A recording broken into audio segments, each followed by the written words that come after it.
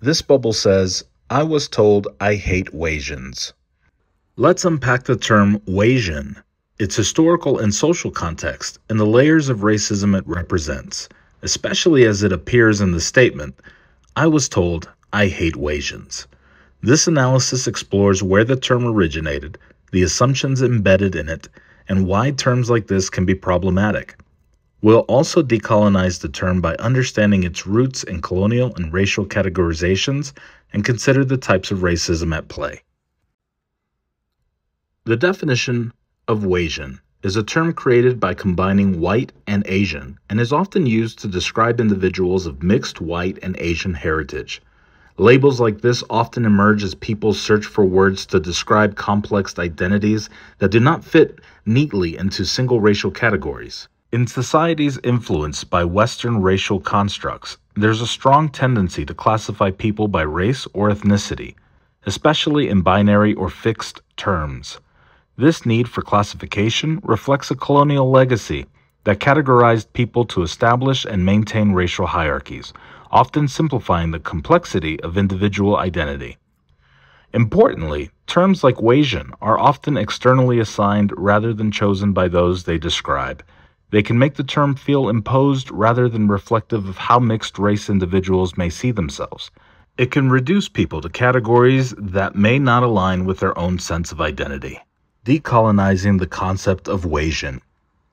Colonial powers historically created rigid racial categories to justify control, often placing Europeans at the top and non-Europeans in subordinate roles.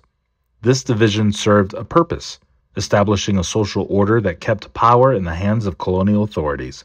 Over time, these categories became entrenched in society and continue to shape how people think about race and identity today. Colonial and Western societies often viewed mixed-race identities through the lens of racial purity, seeing mixed heritage as a dilution of cultural and racial authenticity. This history has implications of how mixed-race individuals, including white Asian people, are perceived and often judged for not fitting neatly into one racial category. Decolonizing the term Wasian would involve questioning why a specific label is even necessary. It would encourage us to think about identity in a way that is flexible and self-defined, rather than externally imposed. Instead of assuming people need to fit into narrow racial categories, a decolonial approach values each individual's unique experience and cultural connection, respecting the right to self-identity without reductive labels. For people of mixed white and Asian heritage, being labeled as Wasian can make them feel excluded from both white and Asian communities. They may experience otherness in ways that lead them to question their place in either culture. Mixed-race individuals often face stereotypes and assumptions about their identity. They might encounter stereotypes associated with their white and Asian heritages, leading to mixed messages about their cultural expectations or social behavior. These can include the model minority, stereotype associated with Asians, combined with assumptions of privilege tied to whiteness. Mixed-race people, including those labeled Wasian, may experience identity confusion as they try to balance multiple heritages. Feeling that they don't fully belong in either racial community can lead to social isolation or identity conflict.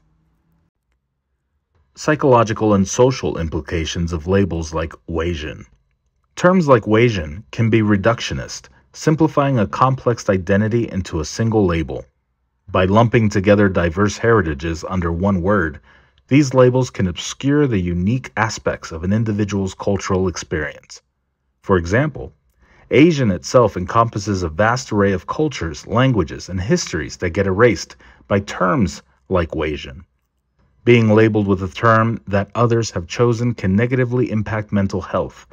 Mixed-race individuals may experience stress, anxiety, or a lack of belonging, which is compounded when society pressures them to choose one aspect of their heritage over another.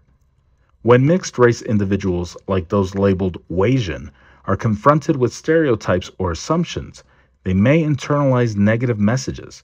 This internalized racism can cause them to distance themselves from parts of their identity or feel that they are not enough of either heritage. A decolonial, trauma-informed approach respects each person's right to self-identity. Rather than assigning a fixed label like Wasian, a trauma-informed approach validates the individual's unique sense of self, supporting a culture where people of mixed heritage feel safe to define their own identities without pressure to fit a predefined category. Decolonizing our approach to race means questioning why society feels the need to label mixed-race individuals in the first place. Instead of assuming people must be categorized by a racial origin, a decolonial framework encourages us to see each person's heritage as dynamic and multifaceted, rooted in personal connection rather than imposed classification. Supporting mixed-race individuals means creating environments that honor their full identity. This includes recognizing that people may feel a strong connection to both, neither, or parts of each heritage. An inclusive approach offers validation without requiring that they fit into a narrow identity. The term Wasian exists within a system that historically categorized people into racial groups to control, divide, and establish hierarchies. These categories, embedded in institutions, continue to shape how society treats mixed-race individuals today.